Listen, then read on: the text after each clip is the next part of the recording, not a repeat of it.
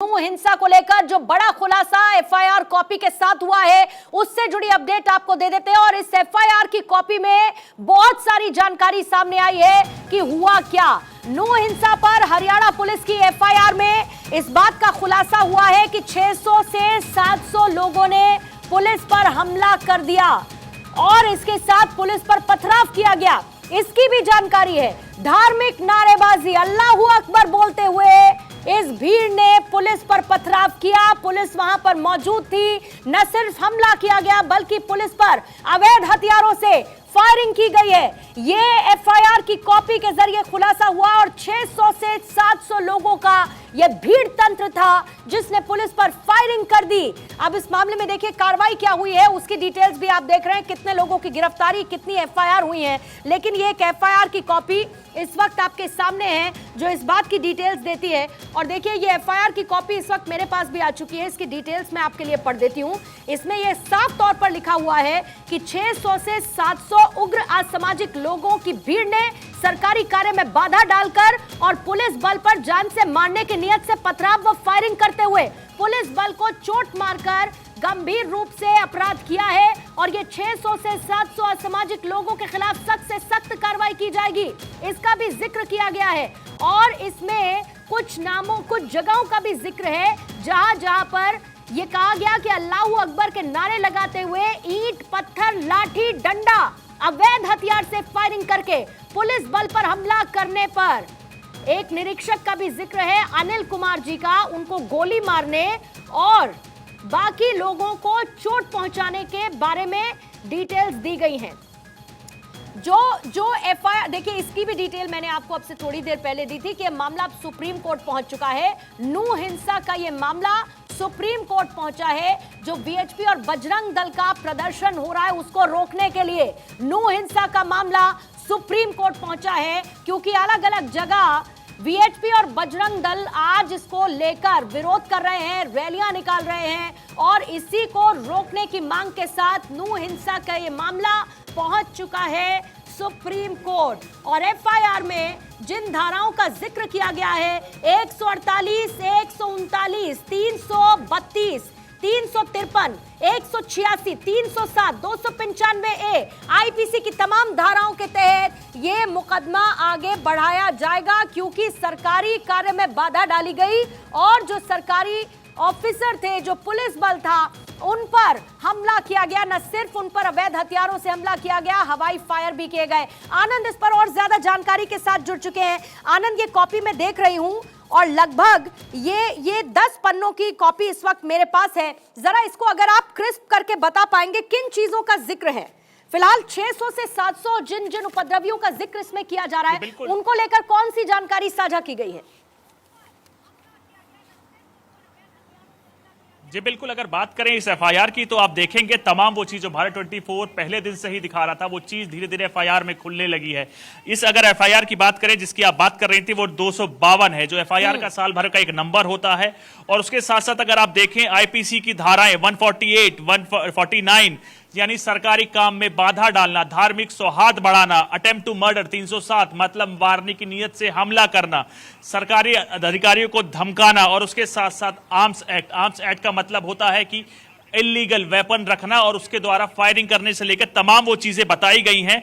और जिसमें खुद इंस्पेक्टर क्राइम ब्रांच ने तहरीर दी है और उसने बताया है कि मेरे कई साथी जिसमें संदीप, संजय से लेकर आपको रोकूंगी, क्योंकि देखिए हरियाणा के सीएम मनोहर लाल खट्टर ने इसको लेकर जानकारी भी दी है और ये कहा है कि 6 लोगों की मौत अब तक हो चुकी है, नूह में 116 लोगों की गिरफ्तारी हो चुकी है और हरियाणा के लोगों से शांति बनाए रखने की अपील की है। यह भी कहा है सीएम मनोहर ने कि दोषियों के खिलाफ सख्त कार्रवाई की जाएगी, दोषियों को गिरफ्तार किया जा रहा है, उनकी पहचान भी की जा रही है।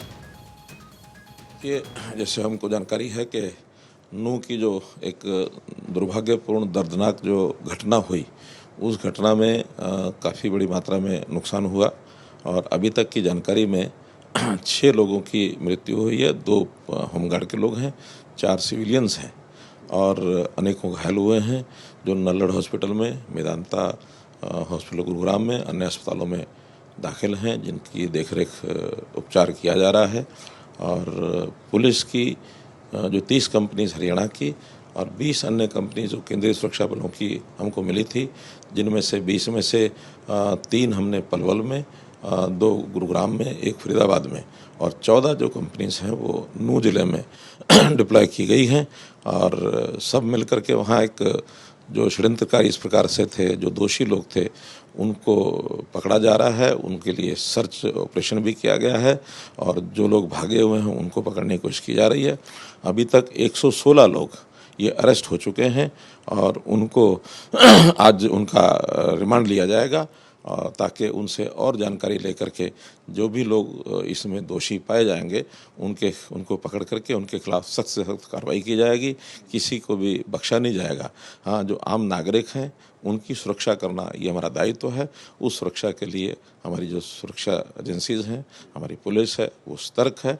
बाकी हरियाणा में भी जो कोई छोटी मोटी घटनाएं हुई हैं वो सब कंट्रोल कर ली गई हैं, स्थिति सामान्य हो गई है। मेरी जनता से अपील भी है कि वो लोग शांति बनाए रखें और चूँकि आपसी तनाव में भाईचारा बिगड़ता है, भाईचारा बना करके रखने से ही अपने प्रदेश की खुशहाली है, तो किसी प्रकार की घटना को आगे न बढ़ने दें, ऐसा मैं जनता से अपील करता हूँ। तो देखिए तस्वीरें इस वक्त आपके सामने, नूह, गुरुग्राम, सोना, पलवल की तस्वीर, और किस तरीके से आपको गाड़ियां जलती हुई नजर आएंगी, धधकते हुए ये जगह नजर आएंगे जहां पर हिंसा को अंजाम दिया गया। और देखिए नूह के हालात इस वक्त ऐसे हैं कि जो ग्राउंड रिपोर्ट हमने आपको वहां पर दिखाई, दुकानों के शटर खोल कर उनको आग के हवाले किया गया, उन्हें तोड़ दिया गया। रेहड़ी पटरी वालों की जो दुकान, जो रेहड़ी होती है, उसको पूरी तरीके से ध्वस्त कर दिया गया, नष्ट कर दिया गया। और ये तस्वीरें बताने के लिए काफी हैं कि किस तरीके से इस हिंसा को फैलाया गया है। आनंद, अपनी बात को आप पूरी कीजिएगा। जिस फर्स्ट इंफॉर्मेशन रिपोर्ट की हम बात कर रहे हैं, और इस मामले में नूह की तो गिरफ्तारियां आ चुकी 116, बाकी जगह पर कुल मिलाकर कितनी एफआईआर हुई है, कितने लोगों को गिरफ्तार किया गया, इसकी डिटेल्स हैं क्या? जी बिल्कुल, अगर बात करें नूह के बाद जो सबसे ज्यादा इफेक्टेड था वो था सोहन, माफ कीजिएगा, उसमें अभी तक 3 एफआईआर दर्ज कर ली गई है, जिसमें लगातार सीसीटीवी देखी जा रही है और उसके साथ साथ तमाम लोगों को, चश्मदीदों को देखा जा रहा है, उनसे पूछताछ की जा रही, कौन थे वो व्यक्ति और कहां से आए थे। लेकिन सबसे बड़ा सवाल यही है कि लगातार जो भारत 24 दिखा रहा था, मैंने पहले दिन खुद एक रिपोर्ट फाइल की थी जिसमें साफ बताया था कि साइबर सिटी जो थाना था जिसमें क्राइम, तमाम साइबर से जुड़े क्राइम को जांच पड़ताल की जाती थी, उसने कुछ दिन पहले ही एक रेड की थी जिसमें कई लोगों को उठाया गया था। तो उस रेड की भी बदला उस साइबर क्राइम थाने से लिया गया था और उसमें कुछ इस कदर कहर बरपाया गया था कि तमाम चीजें, इंफ्रास्ट्रक्चर से लेकर तमाम वो पुलिसकर्मी जो उसमें तैनात थे, उनको भी अपनी जान बचाने के लाले पड़ गए थे। ये वो एफआईआर है जो आपको पढ़ रही थी, मैं उसमें बताना चाहता हूं, वो तमाम चीजें इसमें भी बताई गई हैं कि वही हालात बाकी थानों का भी किया गया था। साइबर क्राइम की से बात करें तो ये है क्राइम थाना, तो उसको लेकर जो उनके प्रभारी यानी इंस्पेक्टर थे पंकज कुमार, उन्होंने अपनी तहरीर में बताया है कि एक भीड़ ने अल्लाह अकबर के नारे लगाने लगे थे, पुलिस पर तैनात पर पथराव कर रहे थे, जिसके बाद यानी जानलेवा हमला, और उसके साथ साथ जब लोगों को वो समझा रहे थे, 600 से 700 लोगों ने लगातार पुलिस पर पथराव किया और उत्तर भीड़ ने पुलिस बल पर अवैध हथियार से फायर किया, यानी आर्म्स एक्ट के तहत 307 भी लगाई गई है, जिसके बाद में तो निरीक्षक ने अपने साथी कर्मचारी को माइक से धाराएं नजर आती हैं आनंद, वो बहुत ज्यादा हैं। और इस वक्त केशव भी बदरपुर से जुड़ चुके हैं, लेकिन उससे पहले देखिए ये डिटेल्स आपको जरूर देखनी चाहिए। यहां पर लिखा हुआ है डिटेल्स ऑफ नोन, सस्पेक्टेड और अननोन अक्यूज्ड, और उनके नाम एक बार जल्दी से मैं आपके लिए पढ़ देती हूं। खालिद, साकिर, अबरार, समीरी, बदरुद्दीन, आरिफ, मोइन और जिशान, उसके बाद अशफाक, फिर शाहरुख और फिर सरफुद्दीन और फिर नयूम। ये 12 नाम इस वक्त मेरे पास हैं और ये 12 नाम उन अक्यूज के हैं जो सस्पेक्टेड हैं, इस हिंसा में शामिल रहे, जिनका जिक्र इस एफआईआर की कॉपी में किया गया है। अक्षय, अब आपके पास आते हुए जरा बताइए किस तरीके के हालात बदरपुर में, केशव माफ कीजिएगा, बदरपुर में कैसे हालात इस वक्त नजर आ रहे हैं, क्योंकि जगह जगह हमने देखा हिंसा फैलती गई, हालांकि उसके बाद अलर्ट पर पुलिस है और अतिरिक्त सुरक्षा भी बढ़ती जा रही है, लेकिन जरा वहां की सिचुएशन इस वक्त बताइए कैसी है। जी पूर्णिमा, देखिए मैं इस वक्त दिल्ली और हरियाणा बॉर्डर बदरपुर में मौजूद हूं। जिस तरह से आज बीएचपी ने देश भर के सभी जिला मुख्यालय में प्रदर्शन का ऐलान किया है, साथ ही राजधानी दिल्ली में टोटल 23 जगहों पर बीएचपी और बजरंग दल के जो लोग हैं वो प्रोटेस्ट कर रहे हैं। कल जिस तरह से हरियाणा में हिंसा हुई उसी को लेकर इस वक्त मैं बदरपुर से तस्वीरें आपको दिखा रहा हूँ। ये दिल्ली और हरियाणा का बॉर्डर है, ऐसे में यहाँ पर ज़्यादा सख्ती बरती जा रही है। दिल्ली पुलिस के साथ पैरामिलिट्री फोर्स और हरियाणा पुलिस की भी मुस्तैदी साफ तौर से बदरपुर बॉर्डर पर मौजूद है। और कुछ देर में यहाँ पर भी जो बजरंग दल के जो कार्यकारी अध्यक्ष हैं आलोक कुमार, वो खुद पहुँचेंगे और बीएचपी के कार्यकर्ता के साथ यहाँ पर वो हरियाणा में हुई हिंसा के खिलाफ प्रोटेस्ट करेंगे। साथ ही यहाँ से कुछ ही देर में आगे जाने पर फरीदाबाद शुरू हो जाता है, जो कि हरियाणा में आता है। फरीदाबाद में एहतियाती तौर पर धारा 144 लागू कर दिया गया है, साथ ही इंटरनेट को भी बंद कर दिया गया है। तो आप समझ सकते हैं हरियाणा सरकार किस तरह से सतर्क है। हिंसा होने के बाद दिल्ली पुलिस भी अलर्ट में है और दिल्ली पुलिस में भी सख्त है कि कोई ऐसी अनहोनी ना हो हरियाणा में जिस तरह से हिंसा हुई, क्योंकि आज बीएचपी और बजरंग दल ने ऐलान किया है कि टोटल 23 प्लेस हैं ऐसे जहां पर बीएचपी और बजरंग दल के कार्यकर्ता प्रोटेस्ट कर रहे हैं आज अलग अलग समय में। तो इसी को देखते हुए दिल्ली पुलिस और पैरामिलिट्री फोर्स जो है वो बदरपुर बॉर्डर पर तैनात कर दिया गया। यहाँ पर आप कह सकते हैं कुछ ही देर में बाद यहाँ पर बीएचपी और बजरंग दल के लोग प्रोटेस्ट शुरू करेंगे। ये मामला सुप्रीम कोर्ट भी पहुंच चुका है और इस मामले पे फौरन सुनवाई चाहते हैं ये लोग, ताकि जो बीएचपी और बजरंग दल की तरफ से रैलियां की जा रही हैं उसको फौरन रोका जा सके। लेकिन मुझे अभी खबर ये मिल रही है कि फौरन इस पर सुनवाई से कोर्ट ने इनकार कर दिया है। इसको लेकर और ज्यादा डिटेल्स आएंगी तो आप तक पहुंचाऊंगी। इसी बीच में पूजा, आपके पास आते हुए आपकी लोकेशन इस वक्त क्या है पूजा, और जरा मुझे कुछ तस्वीरें दिखाइएगा ताकि अभी के सूरत हाल कैसे हैं वो हम कैमरे के जरिए अपने दर्शकों तक पहुंचा सके। देखिए फिलहाल हम पूर्णिमा बादशाहपुर में हैं और नूह में शांति होने के बाद जो अशांति फैल रही थी वो बादशाहपुर में शुरू हुई। कल हमने सबसे पहले दिखाया था कि किस तरीके से प्रोटेस्ट के बाद में यहाँ पर आगजनी होना शुरू हो गई और कई झुग्गियों में आग लगा दी गई। हालांकि देखिए अगर अभी मैं आपको तस्वीर दिखाऊं तो भी हालात सामान्य नजर आ रहे हैं, लेकिन अब से कुछ देर पहले यहीं पर ही काफी सारी भीड़ जुटी हुई थी और उस भीड़ में बीएचपी के कुछ नेता थे जो कि पुलिस को ज्ञापन सौंप रहे थे। और पुलिस को ज्ञापन सौंपते हुए उनका यह कहना था कि जो भी लोग इससे प्रभावित हो रहे हैं उनको राहत पहुंचाने के लिए सरकार और प्रशासन की ओर से कोई मदद के हाथ बढ़ाया जाए। दूसरी तरफ देखिए यहाँ पर भी फोर्सेस को डिप्लॉय किया गया है। अब से कुछ ही देर पहले यहीं से वो बसेस में जो फोर्सेस थी वो डिप्लॉय करने के लिए अभी उस तरफ गई हैं और वो तस्वीरें भी हम आपको दिखाते हैं, लेकिन फिलहाल यहाँ से क्योंकि वो क्रॉस हो चुकी हैं।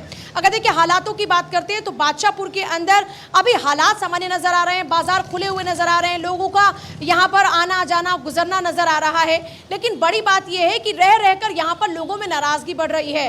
वो कह रहे हैं कि नूह के अंदर जो हुआ वो दर्द उनके दिलों में घर कर चुका है। और देखिए एक तरफ जहां शांति बहाली के लिए लगातार सरकार प्रशासन की ओर से प्रयास किए जा रहे हैं, दूसरी तरफ लोगों की नाराजगी भी है और जो हरियाणा पुलिस है वो लगातार लोगों के बीच में जा रही है। आप ग्राउंड पर मौजूद थी, आप कल लोगों के बीच में थी, आनंद भी वहीं पर मौजूद थे, लोगों के बीच में थे।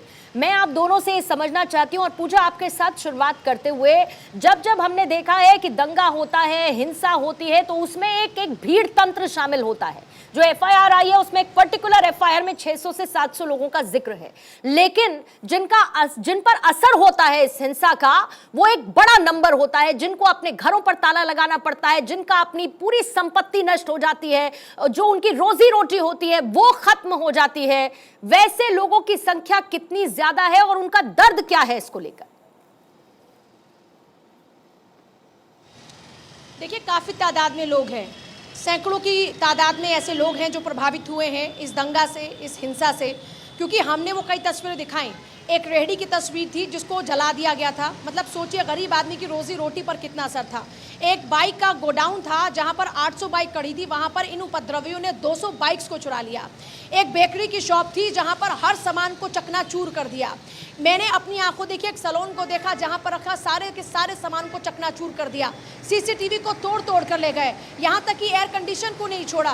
बेकरी के लिए जो जो सामान वहां पर था, वहां का रेफ्रिजरेटर, वहां हर चीज वहां से वो उपद्रवी चुरा कर ले गए। जो कांच का सामान था वो सब कुछ चकनाचूर हो चुका था। टिश्यू पेपर, पॉलिथीन जिसमें सामान पैक होता वो सब बिखरा हुआ नजर आ रहा था। चारों तरफ सिर्फ तबाही का मंजर नजर आ रहा था और उसमें वो जो उपद्रवी थे, जो उनके भाव थे साफ तौर पर वो नजर आ रहे थे। और उसमें ऐसा नहीं कि किसी हिंदू और मुसलमान, वहां पर हिंदू मुसलमान दोनों की जो रोजी भीड़ रोटी का तंत्र जरिया है ये थे, उन पूजा, पर हमला किया गया था। जिसमें कई न कोई झोपड़ियों को चेहरा जला दिया होता गया था। है, न कोई धर्म होता है, और इंसानियत तो मर जाती है। ये वो भीड़ तंत्र होता है जो ऐसी हिंसा को अंजाम देता है। शुक्रिया पूजा आपका हमारे साथ जुड़ने के लिए, ये तस्वीरें पहुंचाने के लिए। और आनंद, एक बार फिर से आपके पास आते हुए, क्योंकि एफआईआर का हमने जिक्र किया, मैं चाहूंगी कि इस एफआईआर की डिटेल्स तो आप और एनलाइटन कीजिए, लेकिन इसके साथ साथ जब कल आप ग्राउंड पर मौजूद थे, वहां पर आपने क्या देखा, लोगों की उम्मीद सरकार से क्या है, इस हिंसा को लेकर लोगों की सोच में क्या है, और लोग कितना दहशत महसूस कर रहे हैं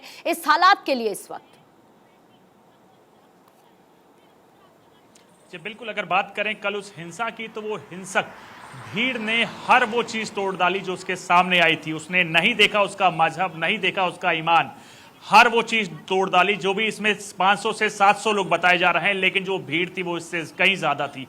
उन्होंने एक टारगेट कर लिया था और उस टारगेट में हर उस तंत्र को तोड़ देना चाहती थी जो उनके सामने खड़ा था।